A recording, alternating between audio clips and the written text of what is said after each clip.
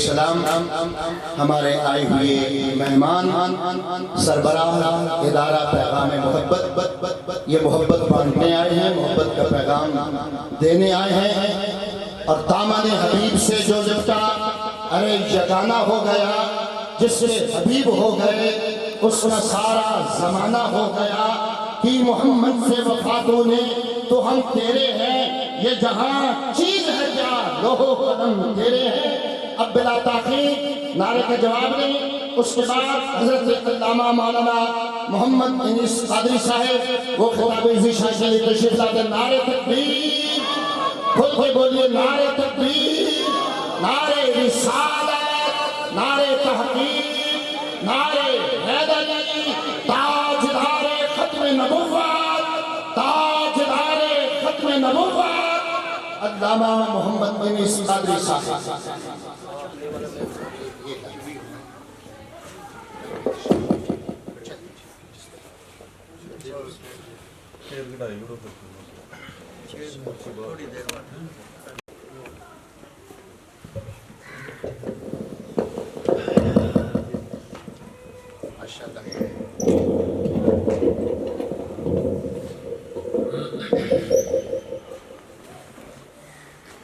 الحمدللہ رب العالمین، والصلاة والسلام على سید الانبیاء والمرسلین وعلى آلہ واصحابہ اجمعین، اما بعد فاعوذ باللہ من الشیطان الرجیم، بسم اللہ الرحمن الرحیم، الا ان اولیاء اللہ لا خوف علیہم ولا هم يحزنون الذین آمنوا وكانوا يتقون لهم البشرى في الحیاة الدنیا وفي الآخرة لا تبدیل لکلمات اللہ ذلك هو الفوز العظیم۔ صدق اللہ مولانا العظیم وصدق رسوله النبي الكريم الأمين الرؤوف الرحيم۔ إن الله وملائكته يصلون على النبي يا أيها الذين آمنوا صلوا عليه وسلموا تسليما۔ الصلاة والسلام عليك يا سيدي يا رسول الله وعلى آلك وأصحابك يا سيدي يا حبيب الله۔ الصلاة والسلام عليك يا سيدي يا خاتم النبيين وعلى آلك وأصحابك يا سيدي يا خاتم المعصومين۔ معزز و محتشم حضرات علماء کرام، آج یہ عظیم الشان محفل میلاد مصطفیٰ صلی اللہ علیہ وآلہ وآصحابہ وسلم اور اس مبارک کی تقریب سعید جس میں ہم سب کو شرکت کی سعادت حاصل ہو رہی ہے، دعا ہے رب الجلال ہم سب کی حاضری اپنی بارگاہ میں قبول فرمائے۔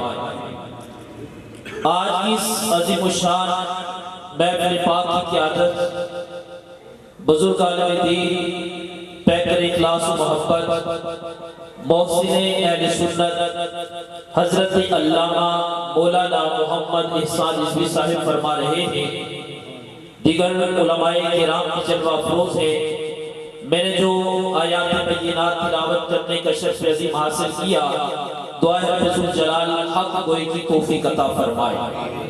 سنانے اور سننے کے بعد ہم سب کو اس پر عمل کرنے کی توفیق عطا فرمائے۔ احباب ذی وقار، گفتگو کرنے کے مختلف انداز ہوتے ہیں، ہر خطیب کی خطابت کا ایک اپنا انداز ہے، لیکن کوشش یہی ہوتی ہے کہ دوران گفتگو اللہ کا قرآن پڑھا جائے، صاحب قرآن کا فرمان پڑھا جائے۔ قرآن مجید اس کے اندر رب الجلال نے اولیاء کرام کی عظمت اور شان کو بیان فرمایا۔ خالق کائنات نے اپنے پیارے محبوب علیہ السلام کے غلاموں کی عظمت کو قرآن کے اندر بیان فرمایا۔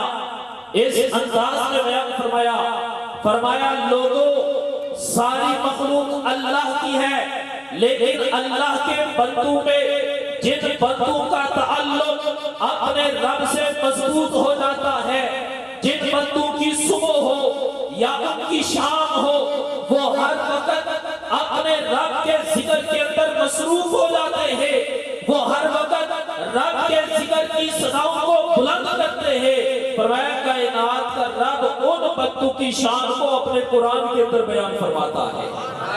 خالق کائنات فرماتا ہے الا ان اولیاء اللہ، فرمایا بے شک جو اللہ کے ولی ہے لا خوف علیہم ولا هم یحزنون، فرمایا نہ انہیں کوئی خوف ہے اور نہ ہی وہ غمگین ہوں گے۔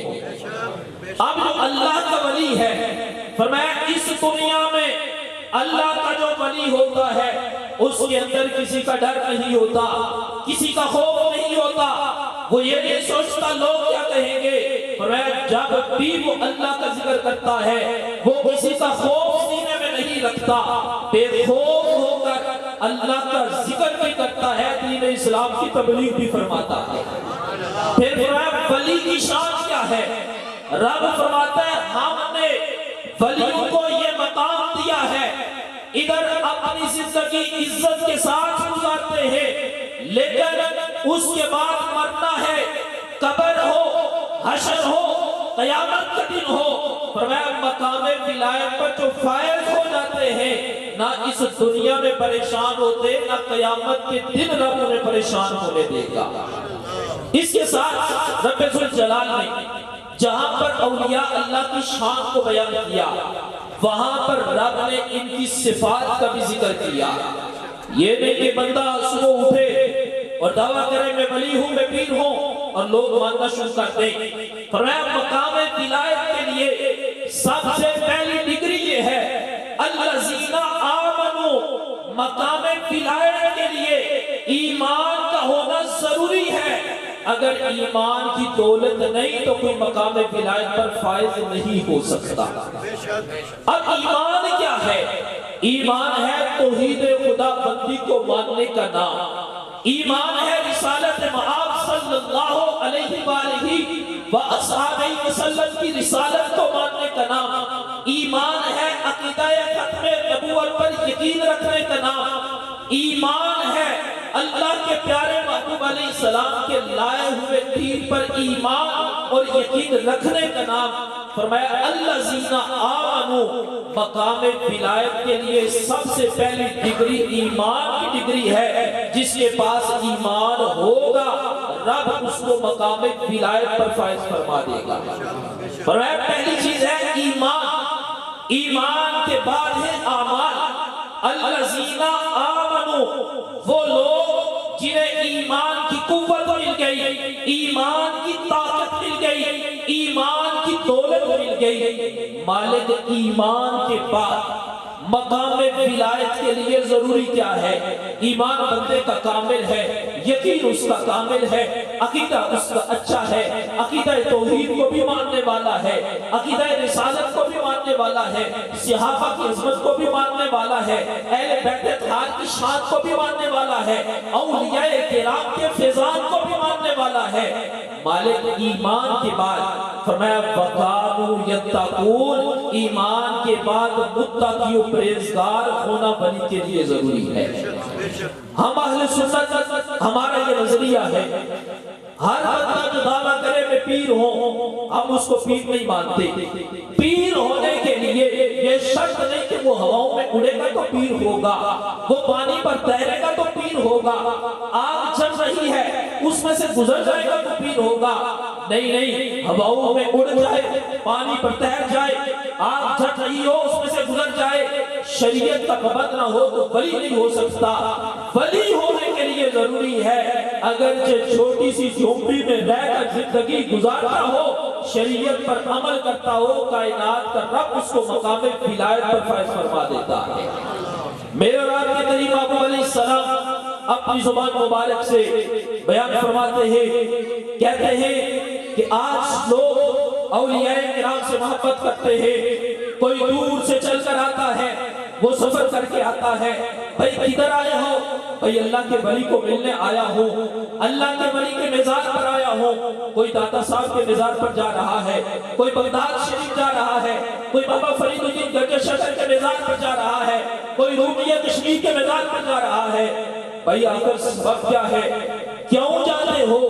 اس لیے جاتے ہیں وہ اللہ کے ولی ہے، اللہ سے پیار کرتے ہیں، اللہ کے مقبول بندے ہیں، اس وجہ سے ہم ان کے ساتھ پیار کرتے ہیں۔ میرے بابا علیہ السلام فرماتے ہیں اسی طرح ایک شخص سفر کر رہا تھا، راستے سے گزر رہا تھا، اب وہ جا رہا تھا کسی کو ملنے کے لیے، لیکن جس کو ملنے جا رہا ہے وہ کوئی عام بندہ نہیں، وہ بندہ بڑا خاص تھا۔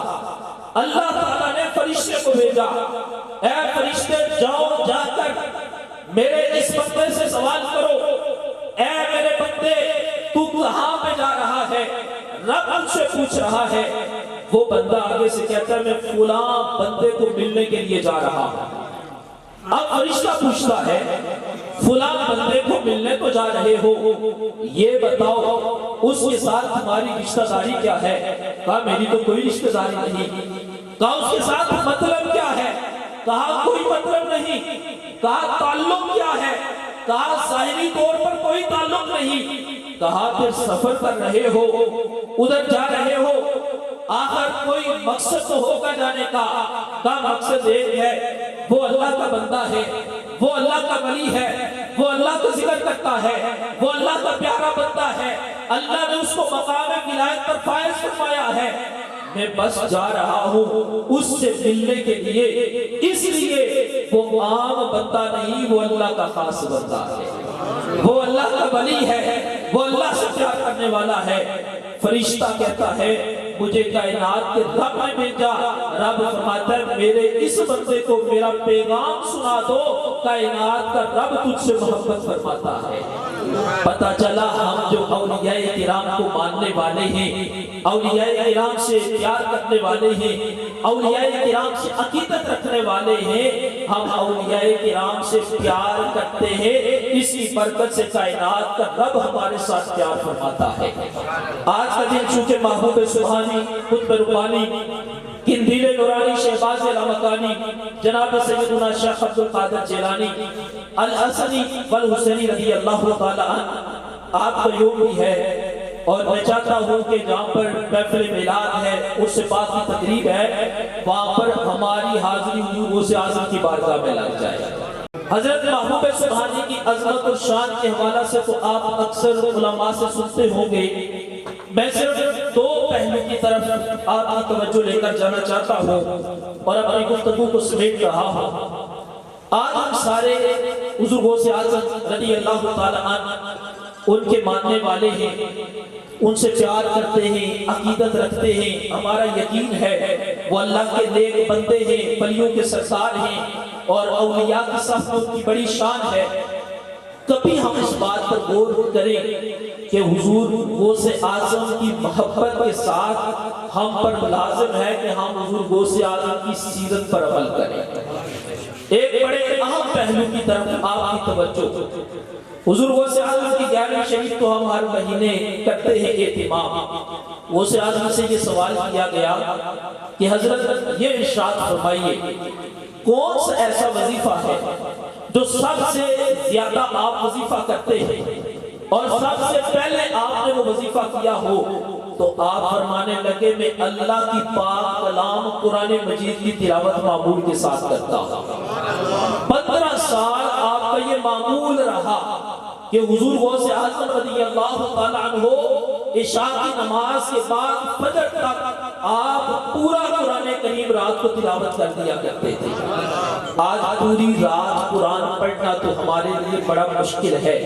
میں حضور غوث اعظم کی سیرت کے حوالہ سے یہ پیغام دینا چاہتا ہوں، آئیے ہم کوشش کریں کہ ہم ہر روز ایک پارہ قرآن کریم کی تلاوت کریں۔ اپنے گھر میں جب ہر مہینے 11ویں شریف کا اہتمام ہوتا ہے، کوئی غوث اعظم کا ایسا عاشق تو ہونا چاہیے، کوئی ایسا دیوانہ تو ہونا چاہیے جب مہینے کے بعد گھر میں لنگر پکائے اور ساتھ کے میں نے غوث اعظم کے نام کا پورا قرآن کریم تلاوت کیا۔ تو میں کہتا ہوں اس سے حضور غوث اعظم کی نگاہ کرم شامل حال ہوگی۔ دوسری بات حضور غوث اعظم سے یہ سوال کیا گیا کہ حضرت یہ ارشاد فرمائے کہ آپ کو اللہ نے اتنی عظمت اور شان دی ہے، اتنا مقام دیا ہے، اس کا آخر سبب کیا ہے؟ کوئی ایک عمل بتائیں۔ حضور غوث اعظم رضی اللہ تعالیٰ عنہ فرمانے لگے میں نے اپنی زندگی میں کبھی جھوٹ نہیں بولا۔ اولیاء کرام کے عرس پر آنے والوں، اللہ والوں کی محفل میں آئے ہو، حضور غوث اعظم کی سیرت کے اس پہلو پر ہمیں غور کرنے کی ضرورت ہے۔ آج اللہ ماشاءاللہ ہمارے معاشرے میں جھوٹ کتنا عام ہو چکا ہے۔ ایک وقت تھا جھوٹ کو جرم سمجھا جاتا تھا، اب ہم جھوٹ کو جرم سمجھتے ہی نہیں۔ ایک وقت تھا کہ جھوٹ بولتے وقت بندہ شرماتا تھا، ڈرتا تھا، لیکن اب ہم جھوٹ بولتے وقت شرماتے نہیں، ڈرتے نہیں۔ ہم یہ نہیں کہتے کبھی اس بات پر غور کریں کہ جھوٹ بولنا حرام ہے، گناہ کبیرہ ہے، اور جب بندہ جھوٹ بولتا ہے تو اس پر اللہ کی لعنت ہوتی ہے۔ آؤ حضور غوث اعظم رضی اللہ تعالیٰ عنہ آپ کی سیرت طیبہ کے اس پہلو پر ہم غور کریں اور اس محفل میں بیٹھ کر اپنے ساتھ عہد کریں کہ آج کے بعد ہم جھوٹ نہیں بولیں گے۔ حضور غوث اعظم رضی اللہ تعالیٰ عنہ آپ کے ساتھ محبت کرنے والوں، اولیاء کرام کی زندگیوں سے ہمیں کیا پیغام ملتا ہے؟ میں آخری بات کر کے اپنی گفتگو کو سمیٹ رہا ہوں۔ حضور غوث اعظم رضی اللہ تعالیٰ عنہ آپ کا اگر بچپن دیکھا جائے تو حضور غوث اعظم رضی اللہ تعالیٰ عنہ بچپن سے ہی ولی تھے۔ آپ سے سوال کیا کہ آپ کو کب پتا چلا کہ آپ مقام ولایت پر فائز ہیں؟ آپ نے کہا جب میرا بچپن تھا، میری والدہ نے مجھے درس میں بھیجا، میں وہاں پر جاتا تھا، مجھے آواز آتی تھی، فرشتے کہتے تھے یہ جگہ چھوڑ دو، یہاں پر عبد القادر نے بیٹھنا ہے۔ اب جس بندے کو پتا چل گیا بچپن سے میں ولی ہوں، اور پھر صرف وہ ولی نہیں ولیوں کے سردار ہیں، اور حضور غوث اعظم حسنی حسینی سید ہیں، اور ان کی ایک بڑی شان ہے، آپ کو پتا چل گیا، آپ نے پھر بھی علم دین کو چھوڑا نہیں۔ آپ نے کہا مجھے تو پتا چل گیا میں ولی ہوں، آپ نے علم دین کو چھوڑا نہیں، بلکہ پھر بھی آپ علم دین پڑھتے رہے اور علم دین پڑھاتے رہے۔ آج اولیاء کرام مشائخ اعظام کی زندگیوں سے ہمیں یہ سبق ملتا ہے کہ انہوں نے دین اسلام پر عمل کیا، دین کو پڑھا، دین کو پڑھایا۔ آج ضرورت اس عمل کی ہے کہ ہم اولیاء کرام کے نقش قدم پر چلتے ہوئے اپنی اولادوں کو بھی علم دین سکھانے کی کوشش کریں۔ اکثر ہمارے معاشرے میں یہ ہوتا ہے جب کوئی باپ فوت ہو جائے تو بیٹا نماز جنازہ پڑھنے کے بھی قابل نہیں ہوتا۔ یہ ہونا تو یہ چاہیے کہ بیٹا خود نماز جنازہ پڑھائے، لیکن بیٹے کو خود نماز جنازہ پڑھنے کا طریقہ نہیں آ رہا ہوتا۔ یہ ہمارے لیے لمحہ فکریہ ہے۔ کوشش کریں اپنی اولادوں کو اگر پورا عالم دین نہیں بنا سکتے تو کم از کم جو ضروری مسائل ہیں وہ سکھائیں۔ اللہ تعالی ہم سب کی حاضری اپنی بارگاہ میں قبول فرمائے۔ جن دوستوں نے آج کی اس محفل پاک کا اہتمام کیا، عرس مبارک کی اس تقریب سعید کا اہتمام کیا، رب ذوالجلال سب کی اس کاوش کو اپنی بارگاہ میں قبول فرمائے اور سب کو دنیا اور آخرت میں عزتیں عطا فرمائے۔ ہمارے اس علاقے کی عظیم شخصیت، ہمارے بزرگ اہل سنت کا سرمایہ، جن کا وجود اس علاقے کے لیے باعث رحمت بھی ہے، باعث برکت بھی ہے۔ آج اللہ کا فضل ہے کہ میں دین کا کام کر رہا ہوں اور ہمارا پیغام ہزاروں افراد تک پہنچ رہا ہے۔ یہ سارا فیضان جو ہے اور سارا جو فیض ہے یہ حضرت علامہ احسان رضوی صاحب کا ہے۔ میری دعا اللہ تعالیٰ ان کا سایہ ہمارے سروں پر سلامت رکھے اور ہمیں اس طرح کے مخلص علماء کی قدر کرنے کی توفیق عطا فرمائے۔ وما علینا الا البلاغ۔